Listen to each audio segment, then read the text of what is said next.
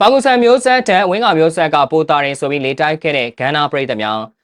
လုံးဝမင်္ဂလာများ MT Daily Sport Page ကနေပြန်လည်ကြိုဆိုလိုက်ပါရစေ။အာဆင်နယ်နဲ့ Manchester United တို့ဆိုတာတကယ့်တခါကမြက်ခင်းစိမ့်ထက်မှာဘောလုံးကစားရင်လက်ဝဲပွဲတွေမှာဖန်တီးခဲ့ကြတဲ့သူတွေပါ။ဘယ်ကွင်းမှာပဲစုံတွေ့နေပါစေဆိုပါအသင်းအသင်းထိတိုက်စုံတွေ့နေပြီဆိုရင်အားလုံးရဲ့အတွေ့အထဲမှာဒီတစ်ခါဘယ်သူတွေကစော်ပြီးဘယ်သူတွေကအစော်ခံရမလဲမသိဘူးဆိုတဲ့အတွေ့အပဲဖြစ်ပါရင်အနီးကပ်တွေဘယ်နဲ့ကက်လောက်အထိဘလူးပြန်သွားမလဲဘယ်သူတွေကတော့အနီးကပ်တွေထီသွားလောက်တဲ့အစရှိတဲ့ဝေဖန်သုံးသပ်မှုတွေကလည်းနေရာတော်တော်များများမှာမြင်တွေ့ခဲ့ရတဲ့အထိပါပဲဒါဟာတကယ့်တခါက Manchester United နဲ့ Arsenal အသင်းတို့ရဲ့ပြိုင်ဆိုင်မှုကြီးတစ်ခုလို့ဆိုရမှာပါ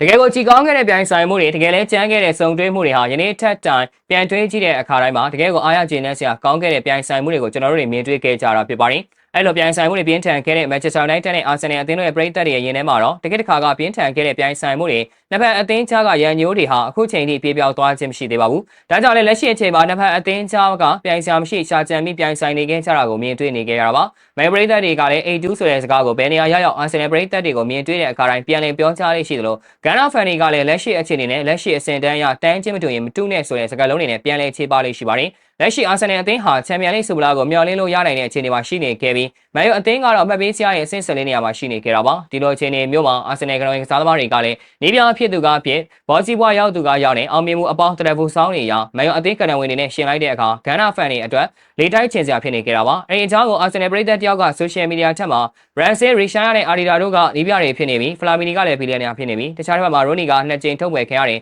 ဂရီနဘီကစပိန်သမိုင်းမှာအញ្ញံဆုံးနေပြစကိုးကြတော့သမီးခြေထောက်ကိုနမ်းနေတယ်ဒါတွေကြောင့်ဝင်းခါမျိုးဆက်ကဖာဂီမျိုးဆက်တဲ့ပိုတာရဲဆိုပြီးလှောင်ပြောင်မှုတွေနဲ့အတူပရိသတ်တွေအကြောင်းမှာပြိုင်ဆိုင်မှုတွေဟာယနေ့အချိန်ထိစကလုံးတိုက်ပွဲတွေပြင်းထန်နေကြတာဖြစ်ပါတယ်ဘောလုံးအားကစားနဲ့ပတ်သက်တဲ့သတင်းတွေကိုအကောင်းဆုံးတင်ဆက်ပေးနေတဲ့ကျွန်တော်တို့ရဲ့ page ကိုလည်း like and follow လေးလုပ်ပေးခဲ့ကြဖို့ဖိတ်ခေါ်လိုက်ပါရစေအဆုံးလေးကြည့်ရှုပေးခဲ့ကြတဲ့အတွက်အားလုံးကိုကျေးဇူးထူးပဲတင်ရှိပါရခင်ဗျာ